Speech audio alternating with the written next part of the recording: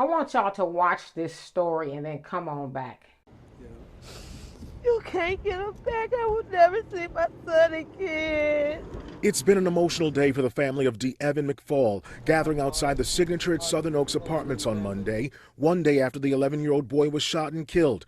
Please, people, stop killing each other. I never thought I would be standing here doing this for one of my babies. Witnesses say the boy was an innocent bystander. He was in the area when police say a couple of teenage girls got into a heated fight.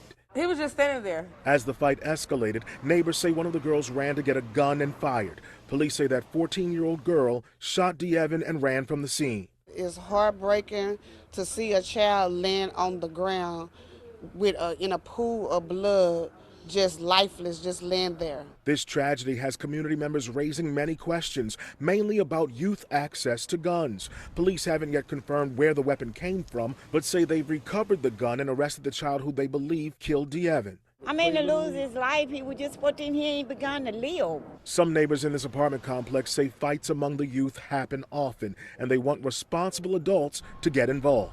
I mean, I know the police got their job to do. They can't be everywhere. But these parents need to do something about their children. They're unruly and they're not disciplined. And it goes on all the time. Concerned neighbors and De'Evan McFall's family say they don't want another tragedy like this to happen. In Dallas, I'm Damon Fernandez. So as you saw there, it was a mother, along with her family members, wailing about the loss of their 11-year-old son, De'Evan McFall, who was minding his business and was caught in the crossfires of a 14-year-old girl who was fighting with another teenage girl in those apartment complexes there in Dallas. And as the woman said, these parents need to do something with their children. And I absolutely co-sign that message. Like, my God Almighty, we have gone into an atmosphere that is undescribable, to where we now have 14-year-old girls going to get guns to kill each other. This, like, I agree. You like, who would have ever imagined that this would be a story? But it's a story too often nowadays of our children. We're going to talk about our children. We're not talking about everybody else's children because we know they got a love affair with guns more than anybody. But we're talking about our children. We need to get a hold of them ASAP. Like yesterday, right? We have to start parenting again. We have to start being present again. We have to be active in the lives of our children. Let me tell y'all something. I'm 51 years old.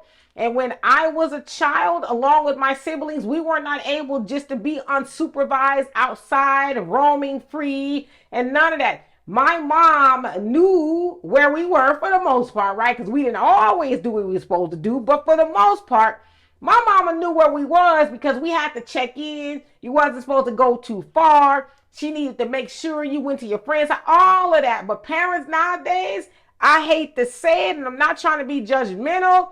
Some of y'all just let y'all children just roam free. I could be driving around, going to the store or something, and I'll see kids just unsupervised, just like out there. And so it's like, parents, there's nothing more important than being in the lives of your children.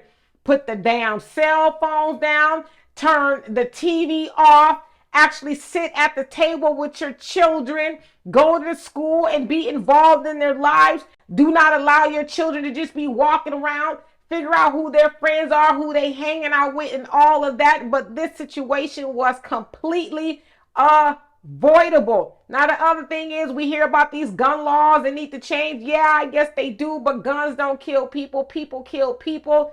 I don't know where that girl got the gun from. Clearly, it was easy for her to access. So yes, that is a problem. But we need to start educating our children also about the importance of emotional intelligence and having coping skills, in that if you're not getting along with somebody, you don't go get a gun to kill them. You figure out how to get along or you walk away. But that absolutely is horrible. One life of a child is gone and another child's life is gone because she's probably going to be tried as an adult because that was intent with what she did. Now, she didn't mean to kill him, but she tried to kill somebody else. And so this is horrible. I cannot stress it enough. Parents, enough. This is on us as parents that our children are now at that age trying and killing one another. It needs to stop, and it needs to start with us being more available and more present in the lives of our children. So y'all tell me what you think of this. And for more insightful commentary, please subscribe to this channel and my channel, The Demetra Kaye Show, here on YouTube. Peace.